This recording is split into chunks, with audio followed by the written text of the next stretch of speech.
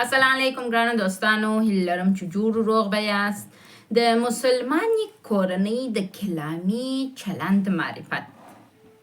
ګوري ګرانو دوستانو، د اسلام داسې یو کامل دین دی. موږ ته د کورنۍ په اړه مکمل معلومات راکړي دي. د چې په کورنۍ کې باید سره کم برخورد وکړو، کلامی مسایل څنګه چې غیر کلامی سره کم دي. نن را وایو چې د مسلمانی کورنۍ د کلامی چلند معرفت څه ډول دی. یعنی اول وایو اسلام چلند هم تدریس کړی دی چې موږ باید څنګه چلند وکړو. راځو مخته ځو. وای کلامی روابط، اول چشتي کلامی روابط دي.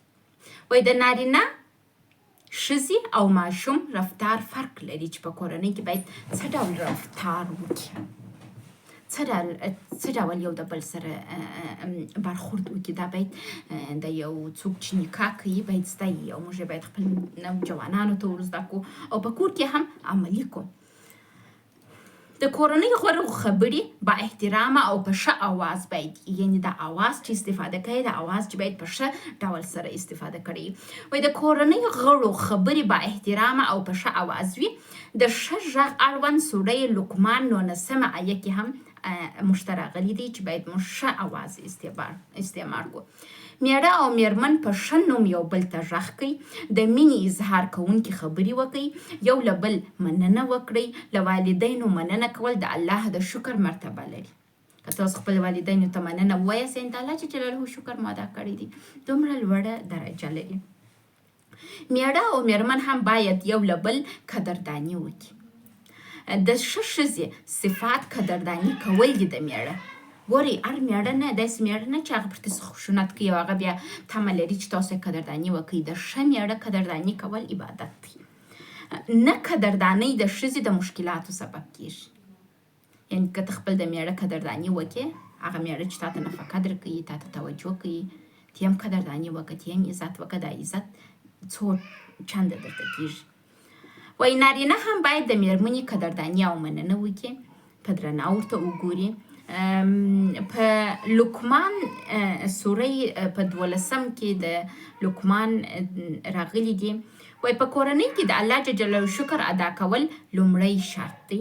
او بل وای د الله جل شکر ادا کول ژوند څخه د رضایت سبب کیږي.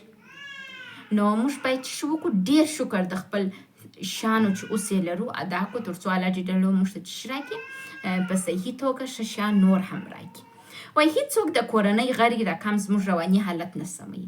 د کورنۍ غړي چې موږ ورسره لوی سوي یو، موږ یو د بل وینه یو، موږ باید یو بل حمایت کوو. هیڅوک په هغه کچه زموږ سره حمایت نشي کولی لکه کورنۍ چې کوي.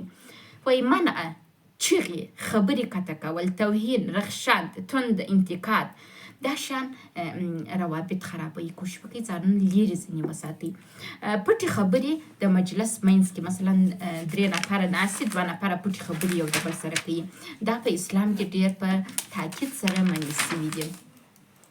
وای د پټو خبرو منع په سوره مجادله کې په 19 آیات کې راغلی دی. وای درواغ مه وایاست په روابطو کې. او بل په مسخرو او نورمال حالت کې درواغ منع دي. که درواغ که په مسخرو یو که نه وي ښه کار نه دی، باید ونه ویل سي، د انسان هغه عزت او قدر د منځه ور بیایي. وای مسخرې باید ونه سي. ښځو ته ډیر تاکید سوی دی پر دا باندې. په سوره حجرات 11 آیت کې ویل سوي دي چې تاسو ټوکې ټکالې مه کوئ. ټوکې ټکالې د دې سبب کېږي چې تاسو درنواله د منځه ولاړ سي. نو هڅه وکړئ چې خپل درنواله وساتئ او دغه د مسلماني کورنۍ د کلامي چلند اصول په خپل ځانو باندې عملي کړئ. مننه.